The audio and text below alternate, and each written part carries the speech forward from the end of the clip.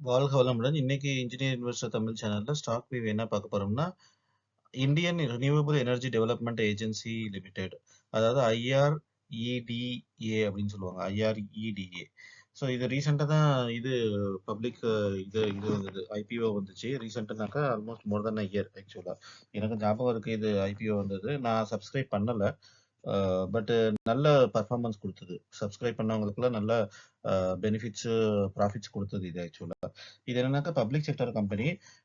பேர்ல இருக்கிற மாரி ரினியூவபிள் எனர்ஜியை இது ஃபோக்கஸ் பண்ணுது.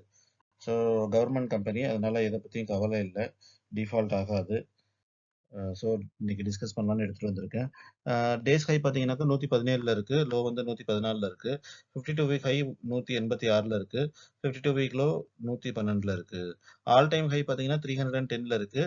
அப்புறம் டிடிஎம்பி, அதாவது பிரைஸ் டு எர்னிங் பார்த்தீங்கன்னா 17.27ல் இருக்கு.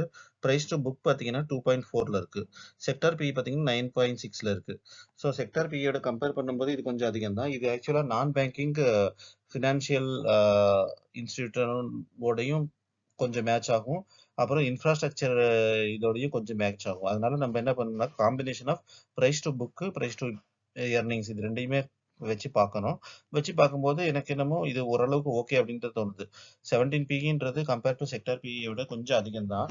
பட் இருந்தாலும் இந்த மாரி ஸ்டாக்கு எப்பயாவது தான் இந்த மாரி கண்டிஷனுக்கு வரும். ஸோ வரும்போது நம்ம ஆப்பர்ச்சுனிட்டி யூஸ் பண்ணிக்கலான்ட்டு எடுத்துட்டு வந்திருக்கேன். இன்னும் கூட ஸ்டாக் பிரைஸ் குறையலாம். வாங்க ஃபர்தரா பார்க்கலாம் அது என்ன இருக்கு. ஸ்ட்ரென்த்ஸ் பார்த்தீங்கன்னாக்கா good quarterly growth in recent ரிசல்ட்ஸ்ல நல்லா இருக்கு அப்படின்னு போட்டிருக்கு. வீக்னஸ் 52 வீக் லோ கிட்ட இருக்கு. ஆப்பர்ச்சுனிட்டிஸ்னு பார்த்தீங்கன்னா பிஇ வந்து நல்லாவே இருக்குன்னு போட்டிருக்கு. த்ரெட்ஸ் பார்த்தீங்கன்னாக்கா negative growth with promoters decreasing shareholding. Promoter யாரு? Government of India. Government of India share ஹோல்டிங்கை குறைக்குது அப்படின்னு போட்டிருக்கு. பிரைவேடைசேஷன் ஆகிறதுக்குலாம் இது ரொம்ப நாள் ஆகும். அதை பற்றி நம்ம கவலைப்பட தேவையில்லை. அது எம்ப்ளாயிஸுக்கு தான் கவலை. ஷேர் ஹோல்டராக நம்மளுக்கு என்ன கவலை?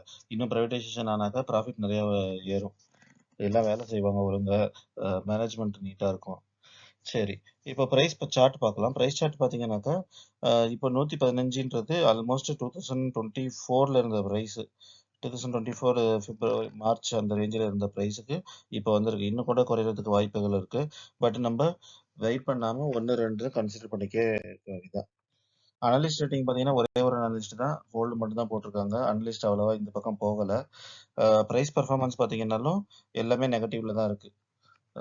மோர் தென் 1 இயரா நெகட்டிவ்ல தான் இருக்கு. டெக்னிக்கல்ஸ் பார்த்தீங்கன்னாக்கா பிவட் பாயிண்ட் 113ல இருக்கு. R1 பார்த்தீங்கன்னா ரெசிஸ்டன்ஸ் 115லையும், R3 பார்த்தீங்கன்னா 118லையும் இருக்கு. சப்போர்ட் பார்த்தீங்கன்னாக்கா 112ல இருந்து 109 வரைக்கும் இருக்கு. சிம்பிள் மூவிங் ஆவரேஜ் பார்த்தீங்கன்னா 20 டேஸ் 122லையும், 200 டேஸ் 147லையும் இருக்கு. இது நம்மளுக்கு தேவையில்லை. இது வந்து ட்ரேடருக்கு தான். ட்ரேடர் கூட இது தேவையில்லை. ஏன்னாக்கா இதெல்லாம் கவர்மெண்ட் ஸ்டாக்கு. அவ்வளோ ரைஸா டக்குன்னு மொமெண்டம் வந்துடாது. அதே மாதிரி டக்குன்னு டவுன் ஆயிடாது. அதனால 1 2ன்னு லாங் டேர்முக்கு இன்வெஸ்ட் பண்றவங்களுக்கு தான் இந்த ஸ்பேஸ் ஸ்டாக் எல்லாம் யூஸ் ஆகும். நெக்ஸ்ட் பப்ளிக் ஒப்பீனியன் பார்த்தீங்கன்னாக்கா 100% பையில் இருக்கு. 3 இன்வெஸ்டர் தான் கொடுத்துருக்காங்க ரேட்டிங்கு. அதுக்கப்புறம் மற்றபடி நீங்கள் உள்ளார மணி கண்ட்ரோல் உள்ளார போய் பார்த்தீங்கன்னாக்கா உங்களுக்கு இன்னும் டீட்டெயில்ஸ் தெளிவாக தெரியும். ஃபினான்ஷியல் ரெவன்யூஸ் பார்த்தீங்கன்னாக்கா நல்லாவே காமிச்சிருக்காங்க. அதாவது 21ல இருந்து 25க்கு நல்ல growth காமிச்சிருக்காங்க. 22 23 2 வருஷத்தை காணும். அந்த டேட்டா இதில் அப்டேட் பண்ணல, என்னன்னு தெரில எனக்கு. பட்டு growth காமிச்சிருக்காங்க ரெவன்யூல, அது மட்டும் கிளியராக தெரியுது. அப்புறம் ஷேர் ஹோல்டிங் பேட்டர்ன் பார்த்தீங்கன்னாலும் நான் எஃப்ஐஐ கொண்டு வந்திருக்கேன். எஃப்ஐஐ பார்த்தீங்கன்னாக்கா லாஸ்ட் குவார்ட்டரில் இன்க்ரீஸ் பண்ணியிருக்காங்க. 2.07% இன்க்ரீஸ் பண்ணியிருக்காங்க. ப்ரொமோட்டர் பார்த்தீங்கன்னாக்கா அது கவர்மெண்ட் ஆஃப் இந்தியா தான். அது 71% வச்சுருக்காங்க. ஸோ அதில் ஒன்றும் ப்ராப்ளம் இல்லை. எஃப்ஐஐ ரொம்ப கம்மி 2% வச்சுருந்தாலும் இப்போ கொஞ்சம் ப்ளஸில் இருக்காங்க. அதாவது 1.292ல செப்டம்பரில் இருந்ததுக்கு டிசம்பரில் 2.07 ஆயிருக்கு. கொஞ்சம் இன்க்ரீஸ் பண்ணியிருக்காங்க. ஸோ அது கொஞ்சம் நம்ம யோசிக்க வேண்டிய விஷயம். பியர் கம்பேரிசன் பார்த்தீங்கன்னாக்கா NTPC, Power Grid, Adani Power, Tata Power, Adani Energy. So இதோடலாம் கம்பேர் பண்ணும்போது டெட் ரொம்ப ரொம்ப அதிகமாக இருக்குது. இதில் ஐஆர்இடபிள்யூவில், ஐஆர்இடிஏல டெட்டு ரொம்ப அதிகமாக இருக்குது கம்பேரிட்டிவ் டு ஆல். பிஇ பார்த்தீங்கன்னாக்கா பிஇ வைஸ் ஓகே தான். எல்லாத்தையும் கம்பேர் பண்ணும்போது ஓரளவுக்கு ஆவரேஜாக இருக்குது. இதை விட கம்மியாக இருக்கிறது என்டிபிசி. என்டிபிசி நம்ம ஏற்கனவே கன்சிடர் பண்ணியிருக்கோம். அது ஒன்றும் ப்ராப்ளம் இல்லை. நெக்ஸ்ட் கன்க்ளூஷன் பார்த்தீங்கன்னா ஃபண்டமெண்டலி மாடரேட்டான ஸ்டாக். ஏன் மாடரேட்னு சொல்கிறேன்னாக்கா டெட் அதிகமாக இருக்குது, ப்ளஸ் கவர்மெண்ட் ஸ்டாக்கு மூவ்மெண்ட் அவ்வளோவா ஃபேராக இருக்காது. Next stock trading at fair valuation. Valuation நல்லதா இருக்கு. 70ன்றது ஓகேன்றது. Can consider small quantities for long term. Long டர்முக்கு 1, 2ன்னு இப்ப இருந்தே நம்ம ஆட் பண்ணிக்கலாம். இந்த மாரி சான்சஸ்ல ஆட் பண்றது தான் நம்மளுக்கு ஃபியூச்சர்ல நல்ல வெல்த்தா வரும். இப்ப ரூ. 115 பெரிய விஷயமா தெரியாது நம்மளுக்கு. ஏதோ ஒரு ஏதோ ஒண்ணுக்கு செலவு பண்ணோம், ஏதோ ஒண்ணு வாங்குனோம், வச்சோம் அப்படின்ற மாரி இத வாங்கி வச்சிடலாம். வாங்கி வச்சுட்டு விட்டுட்டோம்னாக்கா, ஆஃப்டர் 3 இயர்ஸ், 5 இயர்ஸ் பார்த்தீங்கன்னாக்கா நல்ல ரிட்டர்ன் இருக்கும்.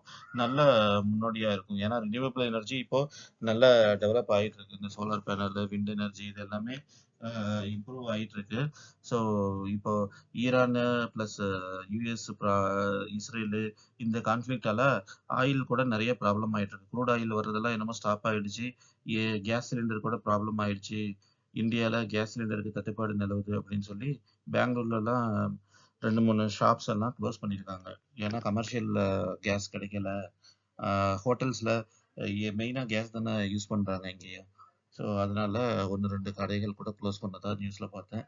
ஸோ பார்த்து நம்ப இந்த மாரி சான்ஸ்ல எது எது நம்மளுக்கு ஆப்பர்ச்சுனிட்டீஸ் குடுக்குது அப்படின்றத ஸ்டாக்க கரெக்ட்டா அனலைஸ் பண்ணி நம்ம 1, 2 வாங்கிட்டோம்னாக்கா ஃபியூச்சர்ல நல்ல ப்ராஃபிட் ஆகும். இப்போ இந்த ப்ராப்ளம் எல்லாமே டெம்பரரி தான். இந்த வார் ஆகட்டும், இதாகட்டும், அதாகட்டும் எல்லாமே டெம்பரரி தான். ஈவன் கொரோனா கூட அந்த டயத்துல என்ன சொன்னாங்க எல்லாம் ஃபுல்லா போச்சு எல்லாமே இழுத்து மூடிடுவாங்கன்ட்டு. பட் அப்படி இல்ல. அதுக்கப்புறமா அடுத்த 1 ஆர் 2 இயர்ஸ்லயே ஆல்மோஸ்ட் டபுள் ஆயிடுச்சு ஸ்டாக். ஸோ அதனால நம்ம இந்த மாரி ஆப்பர்ச்சுனிட்டீஸ இந்த மாரி கிரைசிஸ நம்ம ஆப்பர்ச்சுனிட்டியா பார்க்கணும். அந்த கிரைசிஸ்ல எந்த ஆப்பர்ச்சுனிட்டிய நம்ம கரெக்ட்டா கிராப் பண்றோம் அப்படின்றது ரொம்ப ரொம்ப இம்பார்ட்டன்ட். ஓகே. Thank you.